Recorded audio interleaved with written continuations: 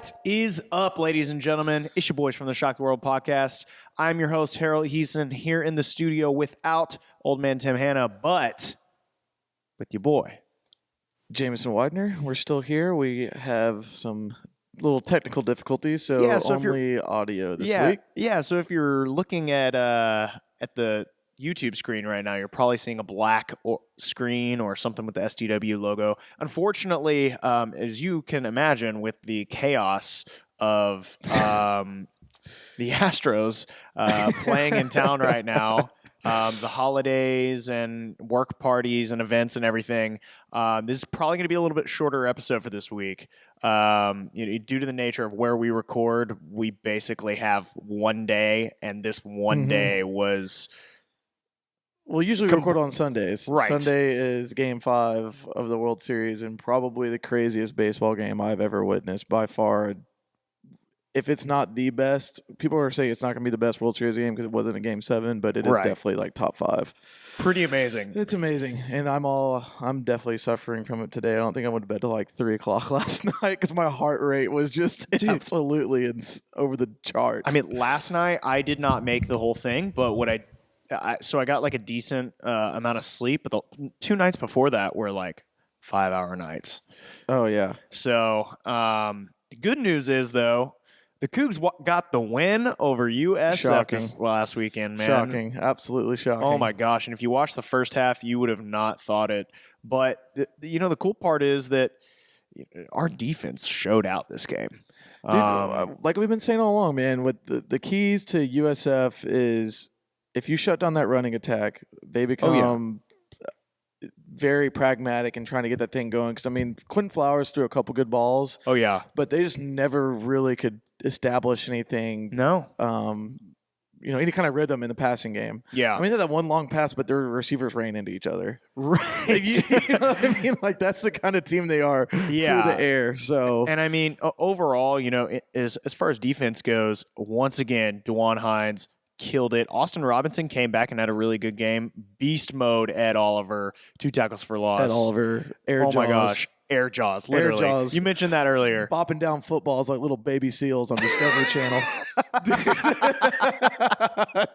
That was amazing, man. Oh, my God. I mean, this is probably the best defensive effort from, the entire the entire season from our team. This is a squad that we held them to where this was their worst game. I think they had 2 games where they scored 31 points, and in this game we broke that streak. Right.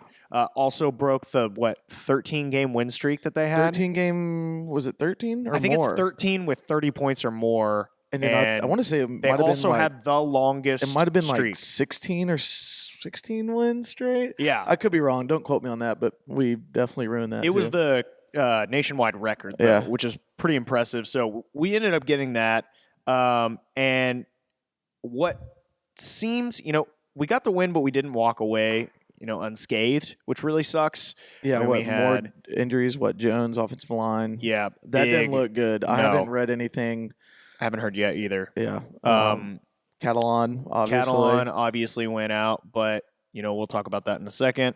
And then we also had Lede. Yep. Not good. That's not good. So offensively, it was kind of completely flip-flopped. We go scoreless in the first half and only ended up getting 3 first downs in the first half, which I thought was completely abysmal. Basically, we started off the game like we expected with the boy Kyle Postma started throwing the rock. Yep. But, after that first drive, they pulled. That pick 6? Oh, yeah. Yeah. It was scary. Well, I read, too, that they had planned all along to possibly bring in King to kind of throw in something different. Right. Give a different look. And I don't know if that was just kind of like the moment where they said, you know what, like, let's just go ahead and go for it right now. Yeah.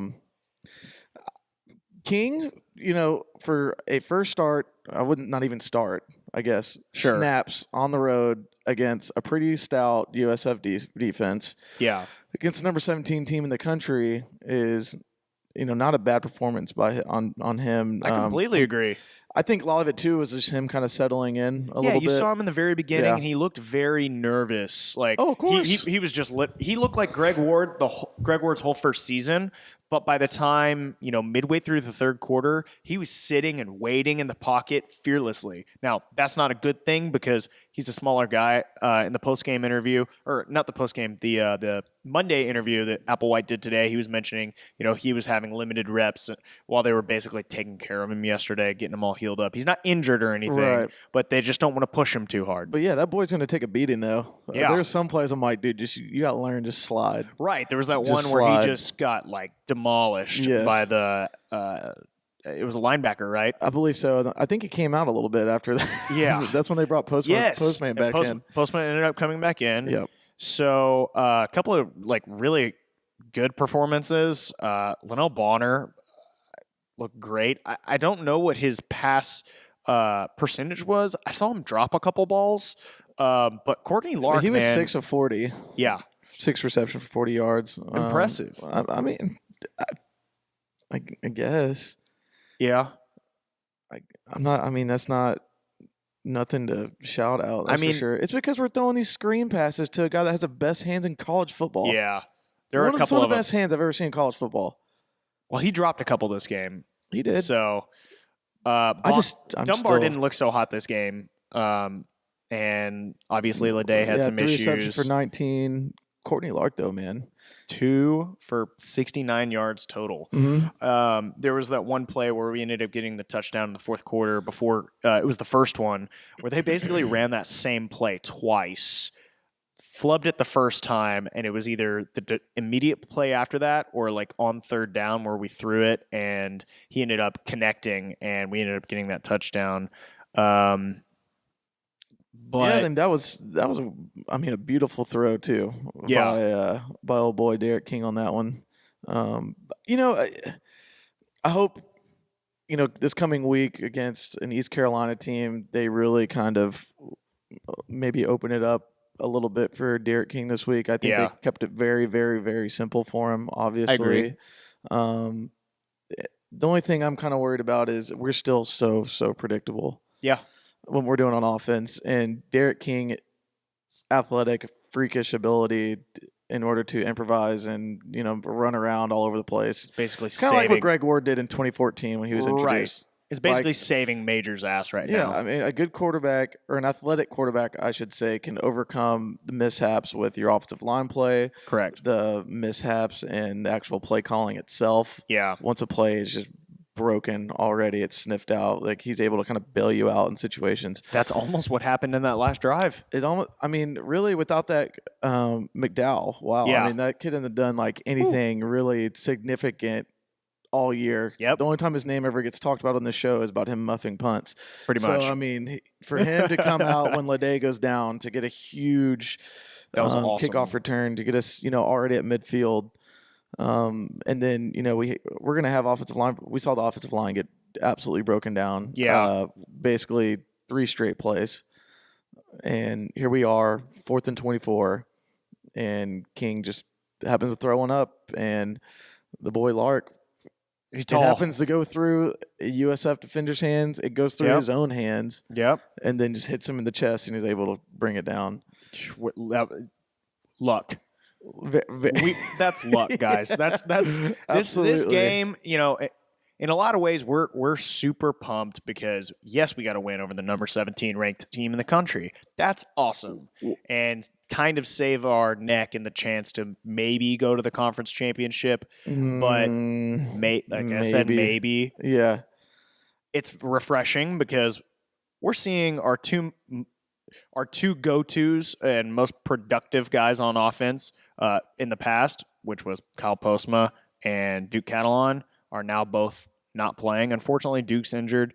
He ended up playing. He got, I believe, 83 yards, 20 carries though, averaging 4.2. Like we mentioned before, he's still pretty just much not good. that 5 mark. Yeah, but He had a couple Mulbacar. good runs, but I know you got all I know. giddy. I know. Harold's getting giddy all day about You guys know, like, the last couple of Mulbacar. episodes I've been saying, like, let's get Mulba in the game. Like, More often. well, besides he did the fumble fact early, though. he did fumble early, and I was terrified. That was a kind of a freak play, though, because he was up in the air, and his back was facing the ground, and his like chest was facing the sky, and then he got popped from underneath, and basically his chest hit his hands while he was coming down. And I don't think, I mean, I'd be really surprised if a lot of guys held onto that ball. That boy is huge. I don't know. It's on your side of the field. At the end totally. of the day, there's no coaches don't care. Oh, You completely hang on to agree. football. Oh, I mean, definitely. unless like you literally get like a shot to the head or something. Oh yeah. That's No, I hear you. But it was kind of a freaky Yeah. play watching it. But I gotta say, I am sitting here at, how does we go up against possibly the most tough defensive line we played yet, right? You'd say, you with USF. And Mulbacar walks all over these guys while he's been sitting on the bench the entire time. And this goes to the tune of what we've been sort of like talking about, is the stubbornness of the coaching. And what's showing right now is the sheer athleticism of our squad sort of outshining the stubbornness. Oh, for sure. I mean, we kind of been all over the place with this game. But Yeah, I know. The touchdown that Derek King had with 11 seconds left was incredible. Yeah. And that guy is a gamer. Oh, yeah. Right? Like Kyle Postman was a gamer too. Sure. But this kid just does it on a different level. Oh, definitely. The way he runs, his vision with the ball, I think, him being that dynamic quarterback. I mean, people from Manville, this was not surprising. But I looked at Twitter, everyone was like, we knew this all along about our boy Derek King. Yeah. The kid's a gamer, dude. Definitely. And he's, like I said, he's going to be like that Greg Ward that kind of comes in and just will kind of take the game by the reins and just kind of take over, essentially. I think we just take away all the bad mishaps that we've still kind of come to fruition every now and then. Yeah.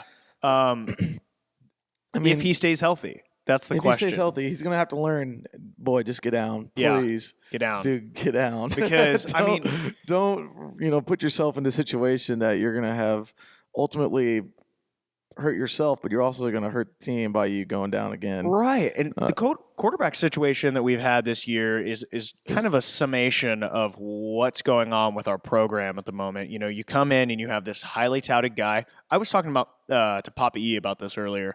Think about all the great UH quarterbacks that have come in after injuries. Klingler came in for Ware. Cobb came in. Keenum came in. After Greg Ward, injuries? After injuries. By the guy before them. Okay.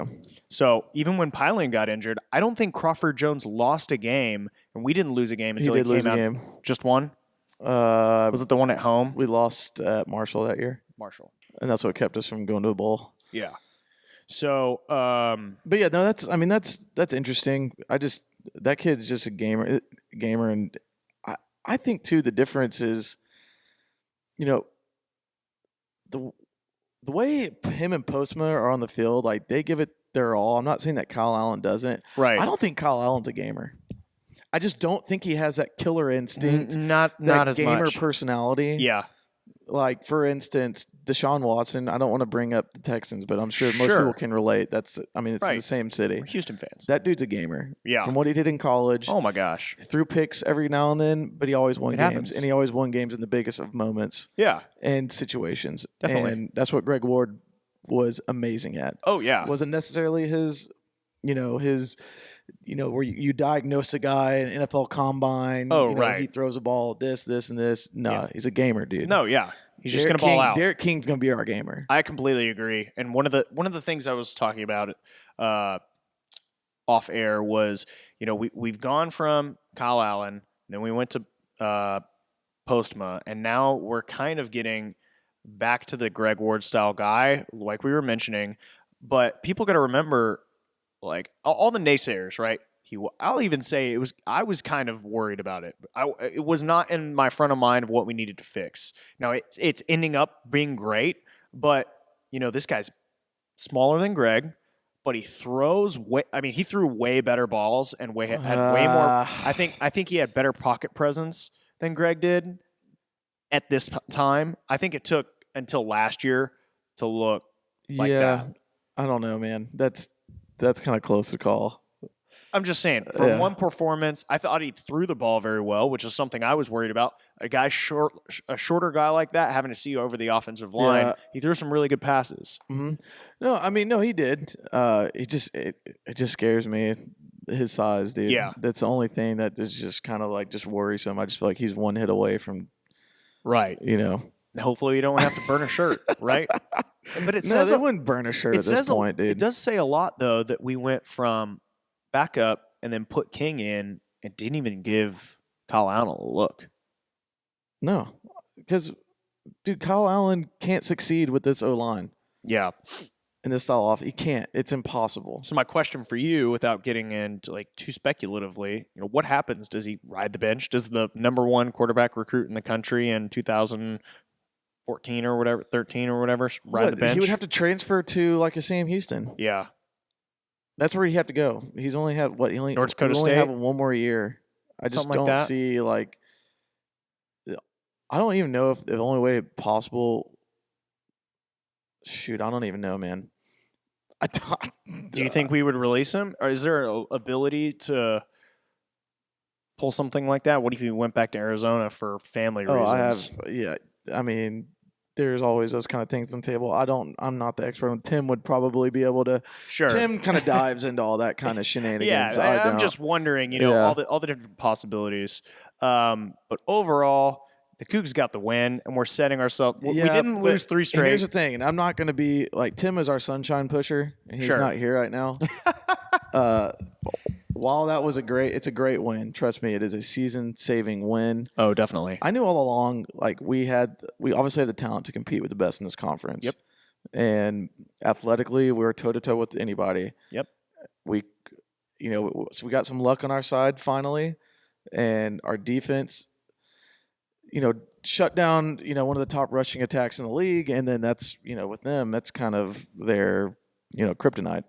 But there's just certain things in the game, and I'm not going to bring up negatives, but what I am saying is the Applewhite move to go for it right before, second quarter? Yeah. On our own side of the field, it was kind of like, oh, boy. Your defense at that point is playing lights out. It's a 0-0 game. Why would you back them up into a corner? Sure enough, we don't get it. We don't convert. I mean, who would have thought? Dude. And they end up going down and getting the first points of the game. It's just things like that bonehead moves. I don't understand sometimes. I just really do not understand. And there's several first downs. We didn't convert any first downs except for the one throw the ball up to Courtney Larkin. Hope for the best. Pretty much. I mean, we still have problems. It's a great win, but with a gamer like Derek King, he's able to, kind of mask. What did I tell you? We're lucky. We're still a bleeding artery, but we just got, belt around it. It's really rough, honestly. Basically, what's going on. We can all agree it's scary. I also think our defense plays better when we're in close game situations throughout the game. I think our defense continuously attacks when the games are close, and either we're behind or we're up by 3 points, or it's tied. We're not sitting in zone coverage just trying to protect the league and trying to say, just bend, don't break, just trying to hang on. I completely agree. Our defense looked, hungry consistently. And I think that's just all in coaching. Yeah. And just all in the confidence and just where they are with their tactics, really. I mean, it's to go on the road and beat a USF and then to go on the road and get absolutely pummeled by Tulsa is just kind of like this season in a nutshell. Oh, definitely.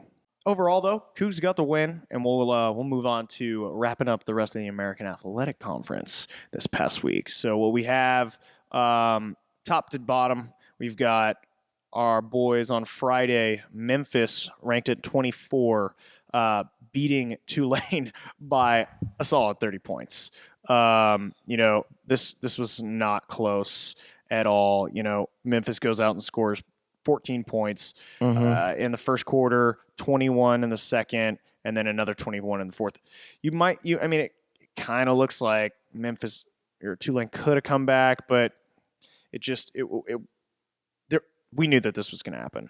No matter how much Mitchell thinks Tulane is an awesome squad.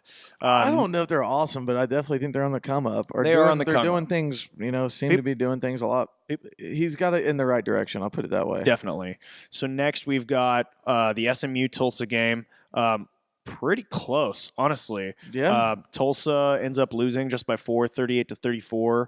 And it was a tight game pretty much all the way until they were losing in the beginning before the fourth quarter started. Yeah. SMU is a good squad. They've got a great offense. We know Tulsa knows how to score. They know how to score. They always know how to score. Right. It's just their defense. And their defense They're very just crapped similar out. teams, though.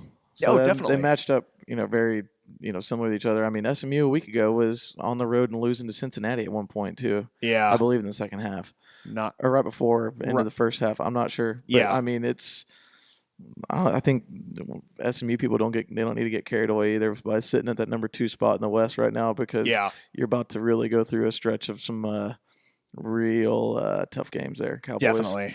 Definitely. So next we've got the we had our game where Cougs win, and then UCF dominates Austin, PA. That's how you say it, right? Or is it P? Austin, PA. Okay, PA. Yeah. I'm just surprised they let them score 33. Could have been in garbage time. And I'm double checking on that. It was not. It was all in the first half. All in the first half. Pretty much 19. They let them score 19 points in the second quarter. Sorry, guys. Like I said, we really didn't do I didn't do a whole lot of studying this week because of the Astros. So 3 games we're kind of just going in with this, and it's all good. Yeah, it's all good. Shooting from the hip. There you go. Well, at least I am. Hey, I'm right there with you, man. But last one we've got here is Missouri completely stomping over the Sad Huskies, which is it sucks. It's bad. It's not good, man. You got stomped over by the safe spaces.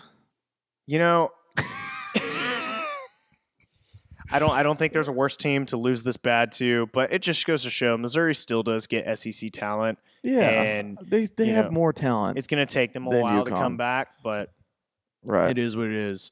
So then that's it for the American Athletic Conference. The 2 things we were asking for, Memphis and SMU to lose, did not happen, but it was close at least with the Tulsa game.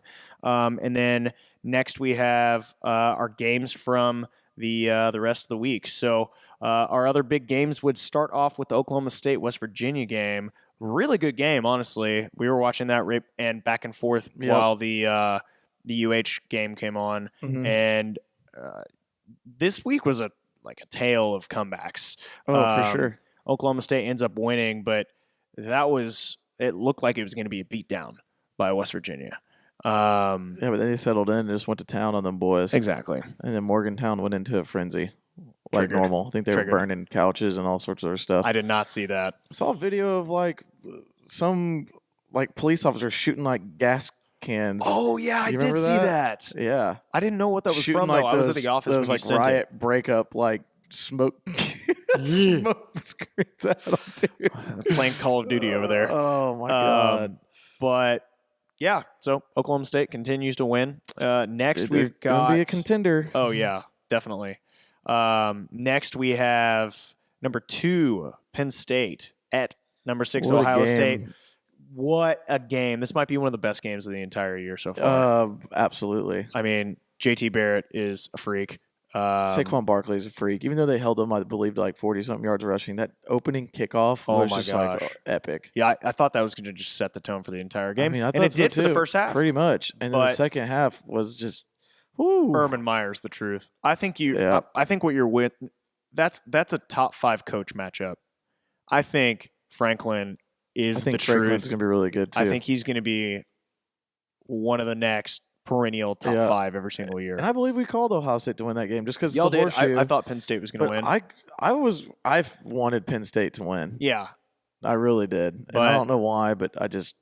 I think it's interesting to see. I think Franklin's a really likable guy. Oh yeah, he's kind of. It's like one of those coaches you don't really root against. Harbaugh can go and piss off. I don't really care if he wins at all at Michigan. I hope he really doesn't. To be honest, because I just don't really care for the guy that much. Right. But like Franklin's kind of hard to, even like when he was at Vanderbilt when they beat us in the he was really. Birmingham Bowl. He made Vanderbilt relevant again. Yeah, absolutely. 100%. They would have been okay this year. I mean, they started off hot, but kind of fell down a little bit.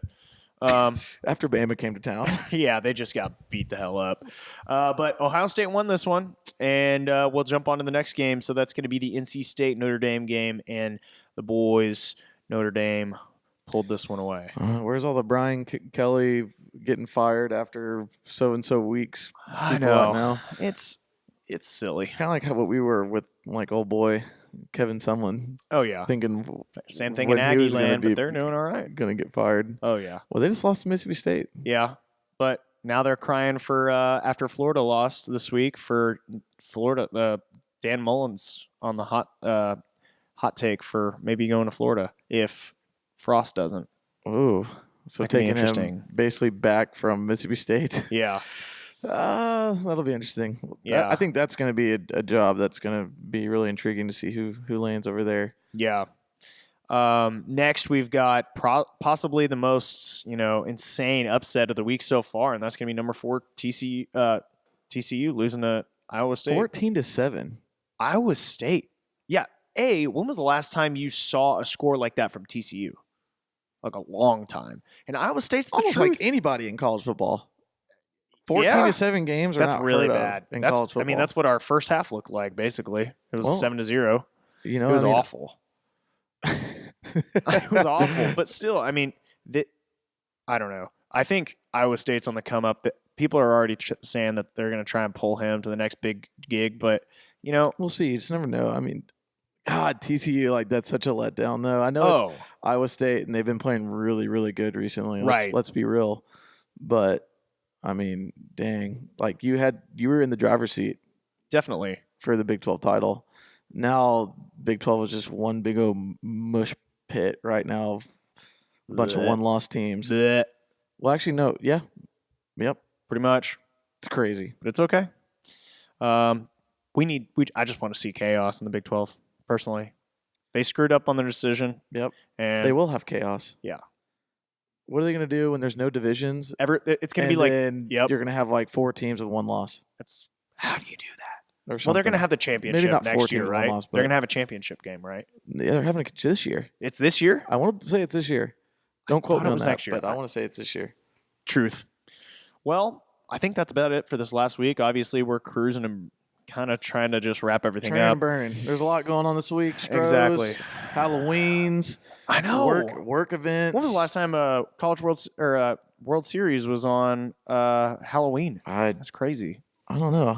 I think also this is our last week of regular top 25 before we get tomorrow is the first playoff committee. Correct. So might as well give an opportunity to run down the top 25. Number 1, you've got Alabama, 2, Georgia, 3, Ohio State, 4, Wisconsin, 5, Notre Dame.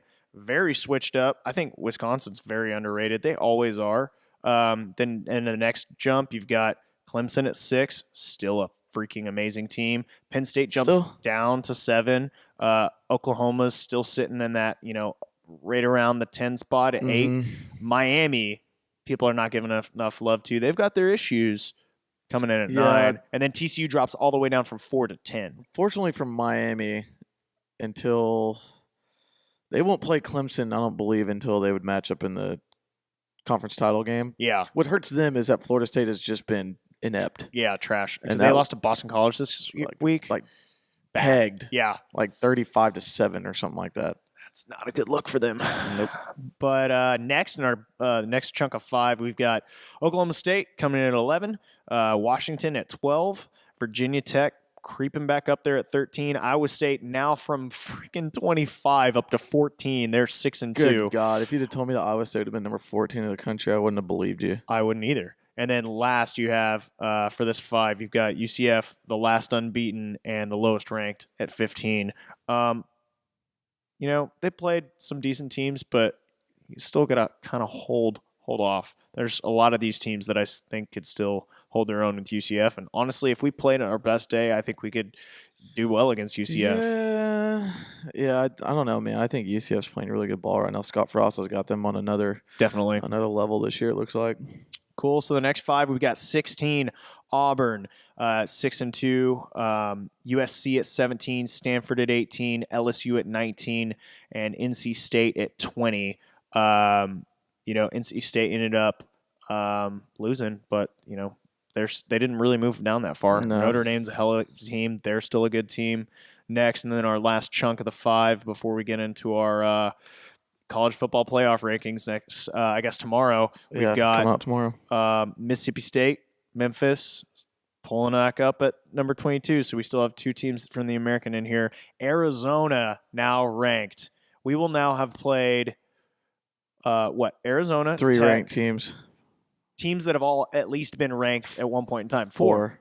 So, Arizona, Tech, Memphis, and USF. Yep. And we will play Navy. So that's 5. And we at least should have been 3-1 against that. At least. So possibly 4-0. You never. Here's a question for you: who would have thought that Arizona would have gotten ranked? Arizona would have gotten ranked. Where do you think we would be? Where do you think we would be if De'Aaron King started game 1? I don't know. And our last question to close out this week. Was that a fan question? No. Oh, okay. I don't know. Dude, that's just too hard to tell. Honestly, that's just hypothetical. Oh, definitely. I hear you. You never know. I think we'd have 1 loss. I don't think the collapse with the offense would have happened at Tulsa. Honestly. I don't think it would have happened. Oh, we'll see. He hasn't thrown any picks yet. The Tech game would still scare me with King. Oh, definitely. For sure. Tulsa, I don't even know. I think there's so much crap that went wrong that day that I don't think it would have mattered who was there. Yeah, I hear you. Well, let's be real, dude. It's not always on the quarterback. Right. They're only as good as what plays get called too. That's true. And that's where we've been running sort of the whole time. The next, we're going to finish out with some fan questions. So we've got 2 coming from our weekly question asker. Can I guess who it is? The boy GMS edits. Do you think Courtney Lark should start? Why not? At least give him more reps. I want to see him more in there. Clearly, with Lede out too. I mean, exactly. We've gotten more thin. If King is now at the quarterback, you're not going to have him there. Yep. He's going to get more reps, Definitely. Pretty much automatically, almost. So, completely agree. He looked good though, man. I want to see some more clutch catches. His 2 catches were big ones, basically game changers. Yes. So, if in my opinion, if King doesn't get the offensive MVP ball, he does, only because of the clutchness of his plays. 3rd runner-up, maybe Mulbacar. You just wanted to say Mulba's name one last time. The boy. God. Last we got from him is going to be, is King the future of Houston football? I think as of right now, as long as he can stay healthy, yeah. What happens next year? We don't know. How much of a baller is Bryson Smith? That's going to be an interesting quarterback camp battle. But don't you think it's interesting how we're moving toward... Right. Don't you think it's interesting how we're moving towards mobile quarterbacks, though, overall, as opposed to our traditional, the Greg Ward system worked for us. It's probably based on the fact of what we can recruit. No traditional quarterback's going to work here with this O-line. No. but to that point is, can we recruit the kind of O-line that should be able to work like we should be able to? I think so. I don't know why but I think this is the temporary fix. Oh, for sure. Absolutely, 100%. Until we can get a stable of big dudes up front. Yes. This is our workaround until we can work on that. Exactly. Next is going to come from Dr. Austin Ruiz. He was saying about Courtney Lark, I think he should get a shot. He seems to be the fastest receiver in the team with the good hands. So, agree. That's not really a question, but in the chain. With this offense, we just need guys outside that got speed, man. Oh, definitely. I love me some Stephen Dunbar and Linnell Bonner. But the boys are slow. They're kind of slow. And we're throwing screen passes to them. It's just like, okay. I mean, they're going to get you some yards, but they're not going to be like any big plays. Oh, yeah. What we need. Well, there was one of them, I think it was Lede. He had a catch. Yeah. And Lede's it was a killer one, but he's slow. You could tell he was getting like gassed at the very end. He got slowed down and ended up getting tackled. Next, we're going to have our last one, and that's going to be from Dr. Redcoog. Does Kyle Allen transfer? If you had to make a bet today without any more information, what would you say? I've already made my decision. I promise not to change. This is a tough one. I'm gonna go ahead and say if I'm no. him, I think he does. I think he does. If you're him, Yes. you got to make that. But I don't think he would. I don't think it's going to end up happening. Maybe he's just tired of it. Maybe he's just kind of out of it, over it. I mean, I saw. I mean, it looked like he was out of town a couple of days. It's this last weekend, maybe the weekend before, hanging out with buddies. I don't see a lot of other guys on our team going and putting stuff on Instagram story. No, nothing bad to him, but I just don't think his head's in the game. Oh, well, it can't be. He's third string. There you go. I guess you're right on that. This is supposed to be his coming out party, too. Definitely. I don't know. It's kind of hard to tell, though, just to wrap up the question. He only has 1 year left. I mean, he'd have to go to, like, a Sam Houston to play immediately. Definitely. If I'm him, like, I would sit, work your ass off. I don't think so. I think he transfers. You think he's done? Okay. I think he goes. You gotta get that playing time. Yeah, I guess you're right. What are you gonna do? Like, just try to go into the NFL or get picked up as a bench by tape from what, like your couple game career at A&M, and then that's a good point. 3 starts at Houston. That's a good point. You can't. Kyle Allen, number 1 recruit in the country, to and Sam the way Houston. Things are going on offense, we're not trying to build this system around Kyle Allen. Yeah. So he's gotten, no shot at this point, That's in my opinion, coming into spring ball with Bryson Smith coming out the wings. If he wants to make it. If you got all these younger guys, too, that are coming up, these quarterbacks. So right. I mean. He's got Chance Amy, Bryson. Yeah. It's, whoo. I know. And we have that other guy for 2018. Don't we have 2 quarterbacks? I think Chance. Or is that 19? What? No, Amy's 18. I'm not sure. Might be the guy for 19. There's another 4-star that we ended up scooping up. But overall, sorry, dude. I'm literally like so tired that I can barely think right now. It's okay. It's okay. There's one more question though that I saw, and I kind of that was all that I saw. There's one more from Legends of H-Town. I'll let you kind of answer this one. Okay. Did you have a change of heart about our coaching staff after the win? No. That's a good question. No. I'm with you with that. No. I think what we saw, and everybody's going to say, oh, maybe it's not that bad. I saw a lot of plays. There was good, bad, and ugly, but right. I saw Mobilcar run the same play 3 times over again, run up the middle, and it does not inspire any confidence. No, and I understand what they're trying to do. They're trying to eat the clock and eat the way down the field, but right. This was in the 4th quarter. Major does some things good, and then there's some things that are just glaringly bad. Boneheaded. That happens. Right. You're just like, my goodness. I completely agree. Like, to go for it on your, like I said earlier, and right. then basically give them the lead when your defense was busting its tails, and you back them in a corner. Not good. Yeah. I Not mean, good just at little all. things like that are ultimately could have been what cost us the game in for sure. In the long run, And I still wasn't. You get it. I mean, without that great kickoff return, who knows what happens? Because we got without like little home run ball. Oh my gosh! I mean, we had a lot of good things go our way. Yes, I'll put it that way. That's what I completely agree. Because for the most of the time, we're getting once we got the break. Exactly, we were getting manhandled for a lot of the game. Yeah. So, no, it doesn't change my. I concur. Like I told you earlier, we had an artery that was slashed wide open. We just put a belt around it. Yeah, I agree. Final thoughts? We didn't lose 3 straight, which is great. We Truth. beat another ranked team. Cool. I think it's awesome that it was on the road this time too. Most have been at home. Oh yeah, as of late. And it's looking good to go into get a bowl game now. Completely agree. With the rest of our schedule coming up, it's very doable to go ahead and. I hate to say that we're going to win out, but definitely, it's definitely possible. Yeah. Well, let's see. So, I guess we'll just go ahead and jump on. This is weird doing our power rankings so fast all in one episode. This is going to be a one episode week, one guys. episode. So, we're going to go ahead and just jump in then. We've got the AAC Power 6 rankings, and we're going to go ahead and start from the bottom. And I think it's pretty clear who's sitting down at the bottom. We've got our friends Cincinnati 0-4 in conference, 2-6 overall. Oh, boy. Looking just terrible.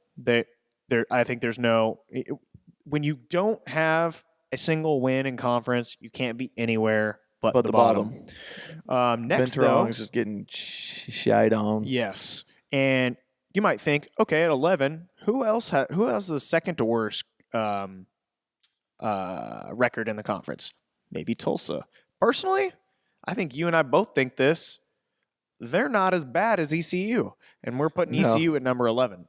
Yep. We're putting them at number 10, but I think overall, you'd mentioned overall points. East Carolina, they've scored 100.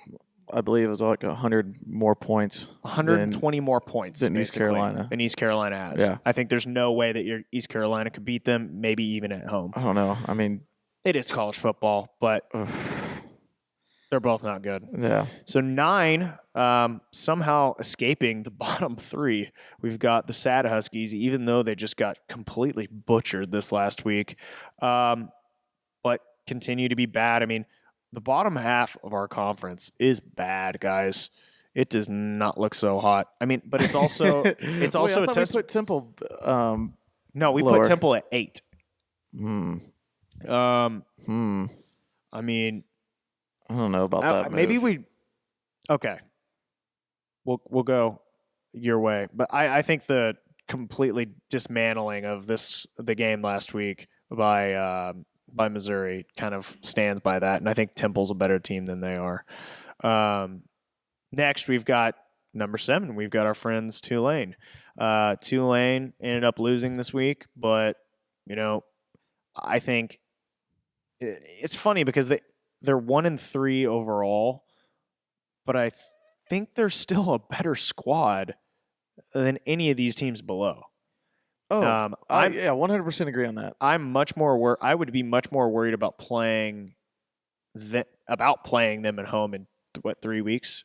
Because we have our bye week. We play at Tulane. Yeah, playing them at home is what I was getting at. Than any of the guys below. No, for sure. Next, I'd say SMU. SMU is doing SMU things, scoring a lot of points and giving up a lot of points. Overall, hey, they're in second in the West.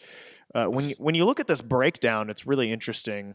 And our power rankings kind of reflect it, but not to the T. Otherwise, we would just give you the standings. SMU's good, but I think Navy's better, despite their 2 losses in conference. We'll see how good SMU is. They got a stretch of games coming up that are really going to test if they can really hold on. I don't think they're going to be. Oh my gosh, they're not going to be the second team in the West coming in the season. No, because what they've got UCF, Navy, and Memphis left to go. Yes, all 3 of those. That's going to be brutal. Brutal. It's a brutal. That's a brutal stretch of games right there for anybody. Yeah, for anybody. Anyone in conference. You had to go play UCF, Memphis, and then Navy. I think anybody in the country. I mean, that's tough. That's 2 ranked teams and a Navy team that's always good. That's hard to, in 1 week, go and try to defend that triple option attack. So I completely agree. Next, we're actually going to put Navy in at number 5. Mm-hmm. We thought about this very hard between us and Navy, but I think Navy's deserving. We have the single most important win in the entire conference right now over a team. USF has been. You could argue that UCF's win over Memphis was bigger. Now, you could. It's one of the best. It's one of the biggest wins in the conference, though. Definitely. And Navy has some wins, but none of them are really substantial. Yeah, and I'm interested to see too, because let's not forget that their quarterback's is out. I don't know what the situation is now, because they're on their bye week. Right, they were on their bye, so we'll kind of see how that plays out. But for right now, I'd have to, go ahead and just give us a nod, definitely, over them, just for that. The 4 spot? Yeah. So we're coming in at the 4 spot. I think we can all agree we are not top 3 right now.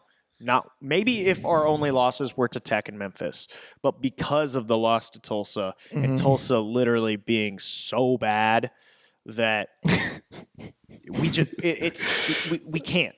There's no way, and that's why, despite our win, USF's rather. I keep on doing that. USF comes in at saying number South 3. Florida. South Florida. There you go. It'll Southern help. Florida. Southern Kind of like Florida. Western Michigan or Western Virginia, like those signs from game day the other day. But yeah, I mean, I think overall they have more wins. They only have one loss. They're still in number 2 in the American Athletic Conference East, and they look stout. Coming up and ahead of them, we've got Memphis. So Memphis, obviously, top 25 team. Looking like they may not lose any more games.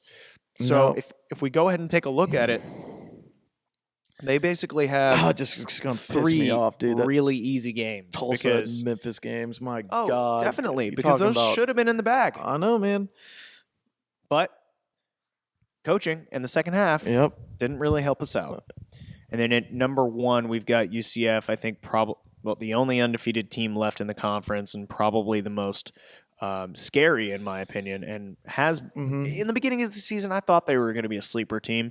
I didn't think that they were going to be this good. Yeah, I thought you might find. I kind of thought you were crazy, to be honest. I thought it was going to be South Florida cruising, and I thought they really were going to be that good. I've never, you know me, I've never been on that USF hype train, dude. We haven't been. I know. Since game 1. We were before this, or at least I was before the season started. I jumped on UCF, though, once I started watching several of the games. I'm like, wow, this team is pretty darn good. Plus Scott Frost has got this team going. Oh. Yeah. Without a doubt. I mean, I think it's very interesting to look at these standings and the way that the next 3 games are going to play out. Because now we're talking about conference title implications. I think it's pretty clear that it's going to be the winner of the South Florida UCF game, Oh, absolutely. for the East. Right. There's no chance. I don't see USF dropping 2 games and Connecticut winning out, because that's the only other way that that's going to happen. Oh God, I hope that's not going to happen. If or Connecticut made UCF. it somehow into the top 2 of even the East, that would make our conference look like a joke. Right. The winner of that game basically has the lock. Yeah. So on the flip side, on our side, we have Navy, SMU, and Memphis to all that we need to lose a game. The problem is we really need Memphis to lose 2 games. The chances of that happening are very slim. We need them to kind of just get in a big mosh pit together and just start throwing punches at each other, and just eventually they just kind of right. I mean, overall, bodies start hitting the floor everywhere, and then we're just out there standing like, "What happened, guys?" Yeah, I think we're first in the West now. Cool. Yeah. So essentially, all we need to do with Navy is to just go ahead and beat Navy at the end of the season. And otherwise, if we don't do that, there's no chance. So we don't have to worry about them losing any other games. Yes, we have to win out. SMU, this next week, they're playing UCF. And they're going to we need them to lose that game. Definitely. But they also play Memphis. And so we want Memphis to get beat by SMU in a perfect world. We still need Memphis to lose another game somehow. Right, but I don't know where that's going to come from. Gonna happen. Yeah, I don't know. We'll just see how it shakes out. I mean, who in the world thought that Houston was going to lose to 2-7 or 1-7 without our win Tulsa? Rough, really rough. So, with that being said, I guess we'll go ahead and start our preview for the ECU Pirates. So, what's that, a preview? Yeah. I mean, the peg honestly, legs are coming to town, boys. I mean, the first time we've seen the peg legs in action since peg legs has been donned. I know. This is. I feel like we should just exciting. make a sign, like peg legs. I don't even know. You've got all the signs ready for the posters. Is it like, it kind of feels like more like a peg's legs, like finally homecoming for the Shock the World podcast. I'm kind of excited. More so than like a U of H homecoming. I know, especially when it's 11 o'clock in the morning. Homecoming. I'm more excited that peg legs are in town. I mean, it shocked the world homecoming. With really, the peg honestly. legs. I mean, it's not going to be a freaking crazy homecoming. It's 11 o'clock. How does the university let this happen? I am willing to go ahead and bite the freaking bullet and say, okay, guys, let's not take the TV money and keep the fan experience going, because what you have to realize is homecoming is such a big deal. You cannot not take the TV money. I know, but I don't think anyone at U of H really gives a damn about homecoming. no? No. I think that there's always a bigger crowd at homecoming. Yeah. I just don't feel it. Okay. I don't. Do you feel differently? I like homecoming. I liked it when we were in college. It was right. a lot of fun. There It was was a lot of fun. things going on. But as an alumni and where we tailgate now, I don't think the school does. I don't think they do a good enough job of I'd agree. really implementing that it's homecoming. Yeah, I agree. For They don't. alumni, there's Yes. not enough alumni activities and stuff like that going There's on. just not a lot. Yeah, They're not even pushing it. but they need to work on it. Dude, it's Honestly, that's awful. another thing. Our marketing team, I don't know what is going on this year, but seriously seems to have been taking a hit. Except even from the for, very I beginning. mean, not like our football team coverage or anything, but I No. mean, just like kind of just pimping out U of H to the world in general. Right. Just kind of seems, or maybe it's also because, We're just not that good right now. yeah. That's one of the Even though two. it just- I mean, hey, beating South Florida on the road is definitely going to help attendance. Oh. Imagine if we'd have lost. Oh And that my game's gosh, on it 11 would've been a.m. against East Carolina. abysmal. Yeah. Abysmal. Abysmal. I still think the crowd's going to kind of suck, but you can't always be a sunshine pusher. Bro. 40K Saturday. Not going to be 40K. It's happening. I'll be happy if we kidding. got 30. It'll- I think we can manage 30. I think it'll be. I'd be happy with a Memphis crowd. Yeah. Honestly. And that was basically 30. Yep. 01. Oh, 01. 001. So I guess let's dig into the game. So who we got to be looking for? You got the boy, Thomas Sirk. So far completed 130 of 229 attempts for 1,650 yards.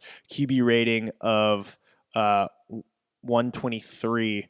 And then they've got their other guy, Garner Minshew's come in and played a lot. Actually has a higher QB rating, but I think Sirk's the guy who they've been running with.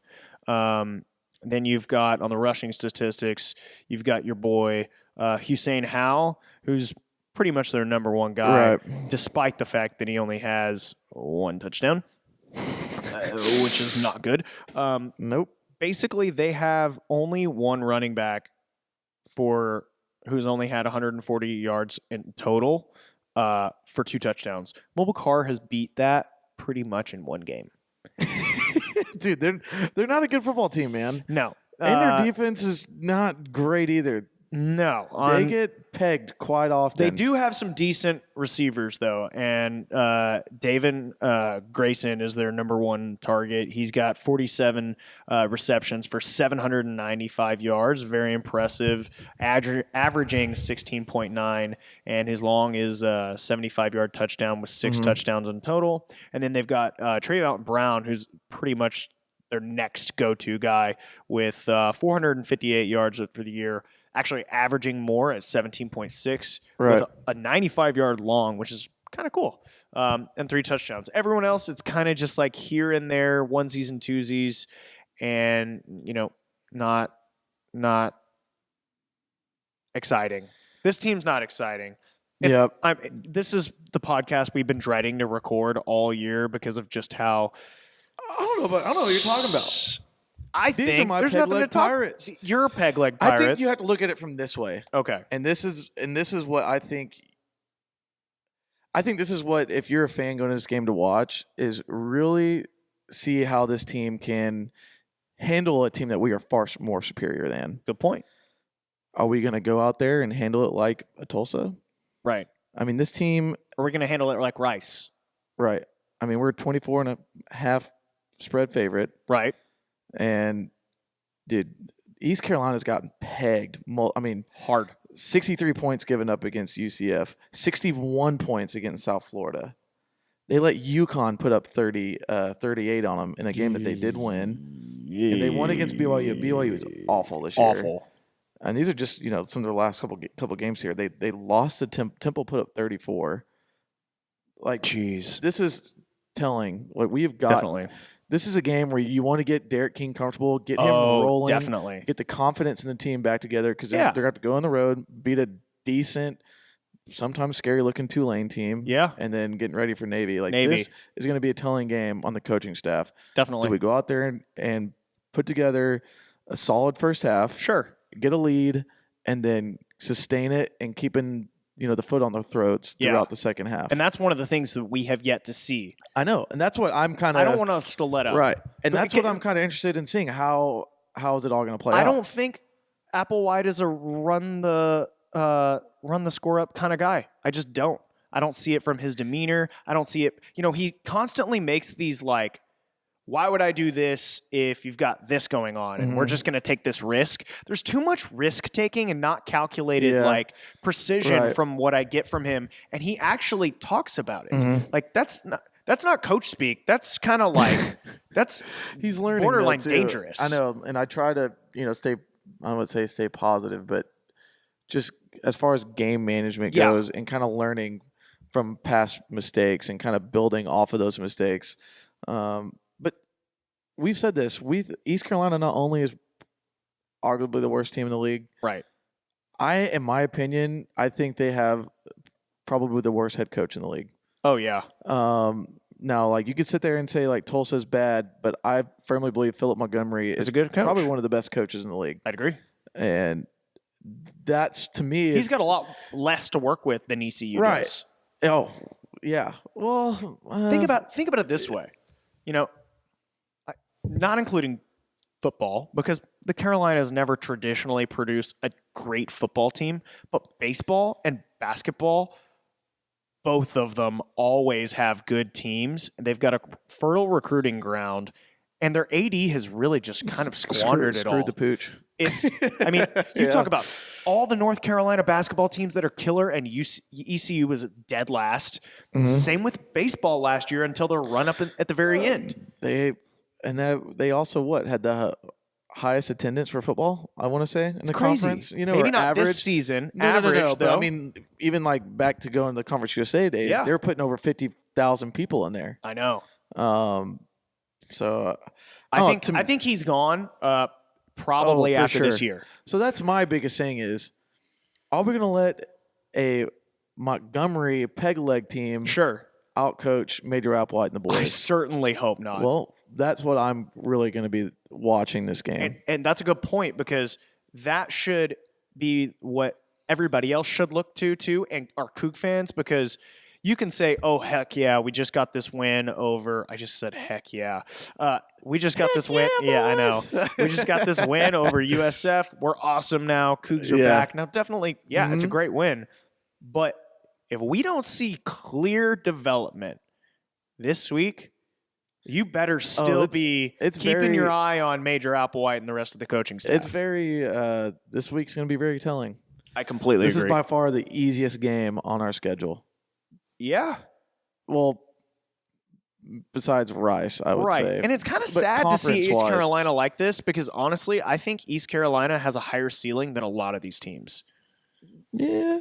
They were pretty good in Conference USA. They've been pretty good as a program, as a mid-major, quote-unquote, program in the past. And, I definitely think East Carolina should be playing better ball than Temple was last year. Like, you could have told me that. Both coming into the conference that quick. I would have been thinking East Carolina would be killing it. I think East Carolina's ceiling is – Temple's not even close. No. Not even close. UConn, no. Cincinnati is the real sob story of the conference right now. But I'm not sure that they really hired the right guy either. But I don't know, man. Yeah, I think that's going to be the most telling and interesting thing. More so than just players in the field, it's going to be the coaching matchup. Cool. Like, can we go out there and just really kill a team off, Yeah. That we should be. That all these teams, other teams around the league are destroying besides UConn. Literally. Here we go. I know. It's going to be interesting. So what would you say then, and we're going off the cuff here, yeah. What would you give for your score prediction for this game? What would I like? Oh, what's your prediction? If I had to guess, Okay. And I want to know because it's just you and me. Let's get the. Go ahead and give me your score. Then I'll ask you another question. I have been begging for 40 points at home all year. Yeah. Like, by God, this is going to be the only game to do it. Okay. So I'm going out there saying, please, this will be the game to get us 40 points. I'm going to put us right at 40. Okay. And then I would say 17. I have notoriously underwritten everybody, and I was going to say 16 was how many they're going to score, but I won't do that 16. to you. That's an interesting number. Just to play the game. I don't actually. Well, you It's remember, doable. it's working for me right now. I know it's doable. 16 is a doable scoreline. But I'll go ahead and say 12 ECU, and we will score 38. Okay. I can see that. 38-12. Now, here's my question for you. I don't think we're going to get 40 points. I'm just wanting it. I know. How many points do you think will we score in the first half? Or here's this. How many points of those do you think we will score in the second half and allow in the second half? Well, out of 40 to 17, I say they score 3 in the first half. Okay. And they scored the 2 touchdowns in the second half. Yep. And then for us, I could see us doing like 28 to 30 of those points in the first half versus the second half being like there's the trend. 10 to 14. There's the trend. I know. Well, that's just, I'm following the trend. I know. I would say percentage-wise, that's what I'm thinking. Except for USF this past week, we kind of put the foot that trend a little bit. But you know why? It's because we weren't trying to protect the lead. We're trying to still go after the game like it was the first half. It's very true. Yeah. That's why anytime we get a big lead, I just get nervous now. Oh, definitely. I'm terrified. We get into this like, all right, we got it, guys. Let's play it safe. Let's just win the game. Let's Eat just the clock. try not to lose this. Exactly. And then you end up losing it. Flop. So there's our scores, and we'll go ahead and post everybody's down in the description because we still need to get Tim and Mitch's scores. Yep. But let's go ahead and jump on to the American Athletic Conference. So we have Navy versus Temple on Thursday. This could be interesting. To me, I'm more so looking for this game to see how Navy has bounced back with their quarterback, with their new quarterback. If it is, in fact, new. Yes. Yeah. So we'll figure that out. I still think Navy's too strong for Temple. Cool. So next we have Memphis and Tulsa on Friday. Do it for us, Tulsa. Please, Tulsa. Do it. Please. This would make me so happy. Do it. Do it, Tulsa. Just we really need this help, guys. Oh my God. I don't think it's going to happen. No. I think we can all pretty much bet against predict Memphis going into and lose into Tulsa. No, but it is in Tulsa, and Tulsa plays tough at Tulsa. So we'll see how they do up in Chapman Stadium. Next, we have our game. Remember, that's going to be at 11 a.m. Central Time, boys and girls, on CBS Sports Network. Woo! Get litty boys at 8 a.m. Oh, my gosh. Once again.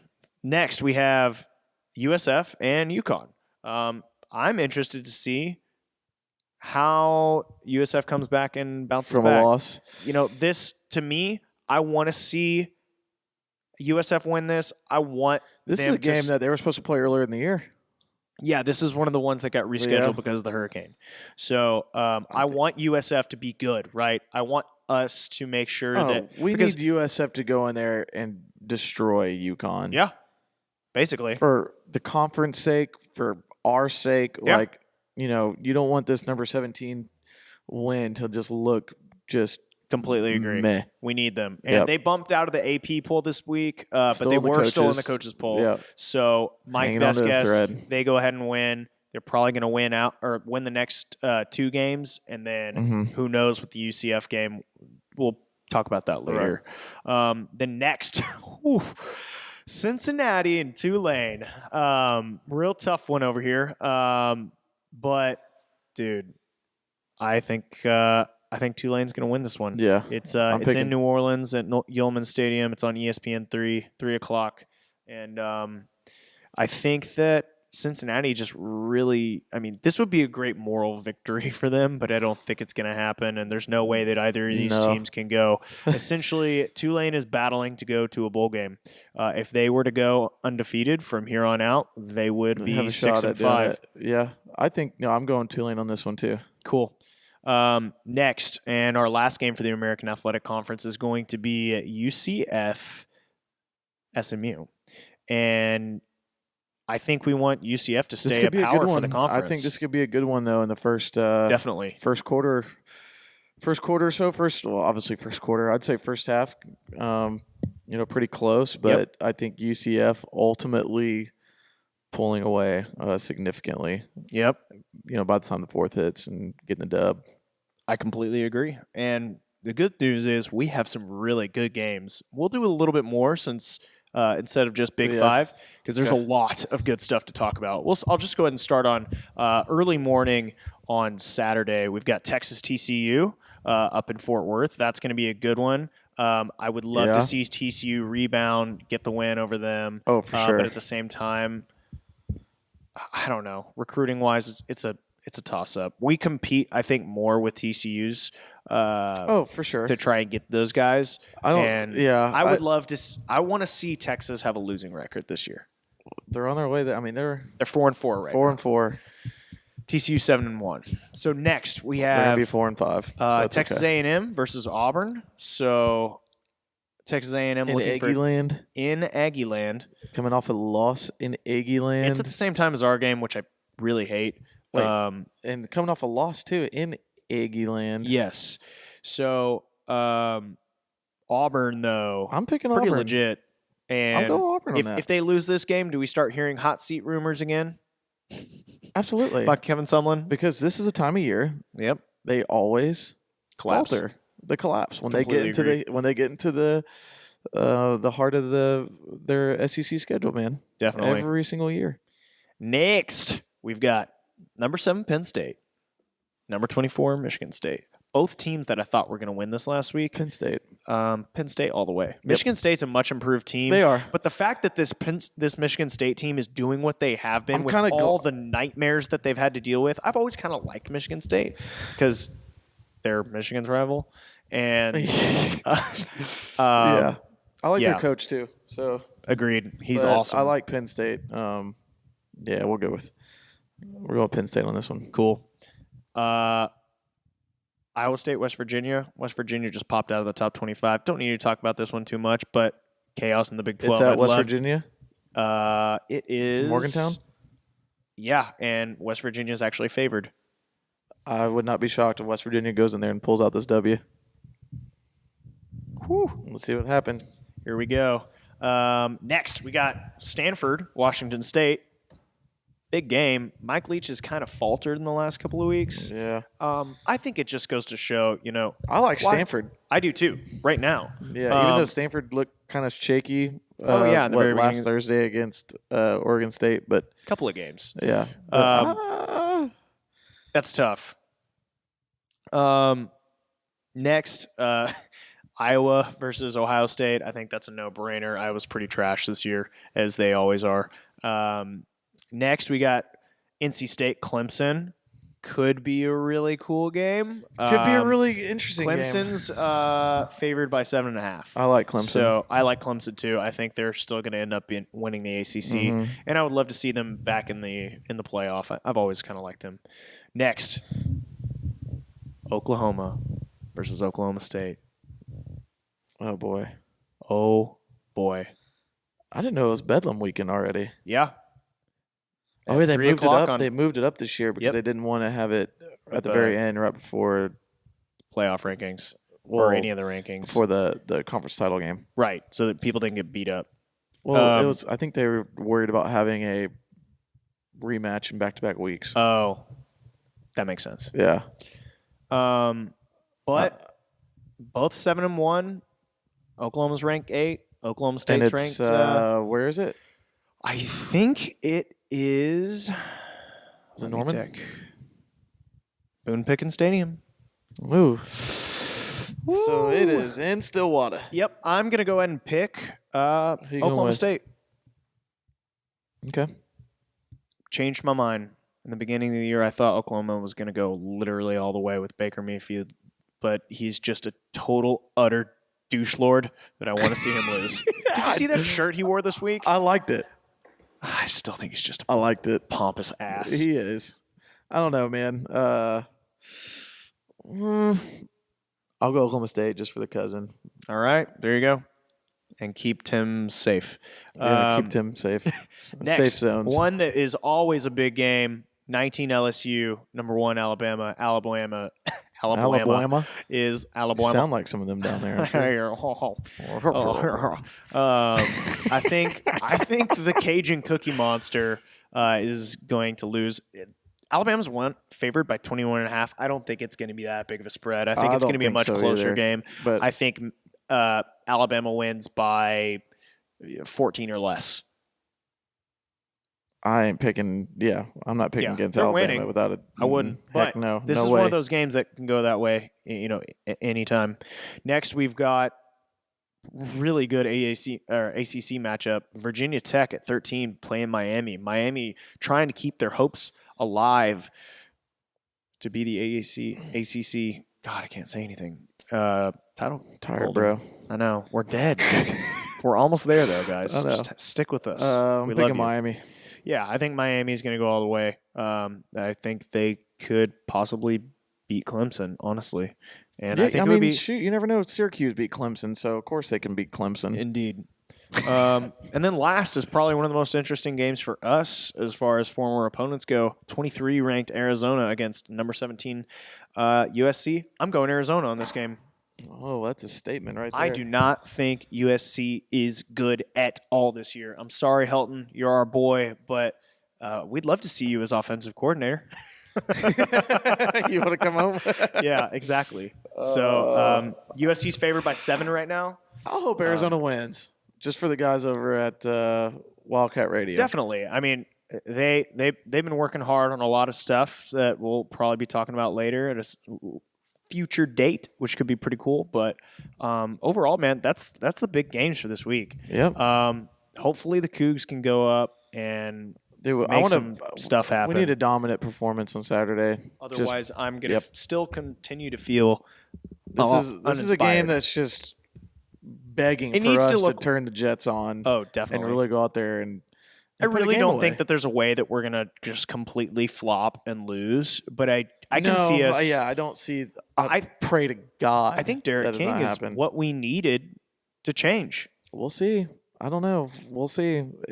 Things don't look much different between him and Postma. He just can run a whole lot better. That's true. So I think that's about it, man. Do you have anything else? No, I think that's about it. Let's go out there and enjoy this early tailgate. I know. And drink some peg legs around town, though. I know. You'll be happy, I'm sure. Well, hopefully. I mean, I don't think anyone traveled from East Carolina over here. That's true, unfortunately. Yep. But we'll see.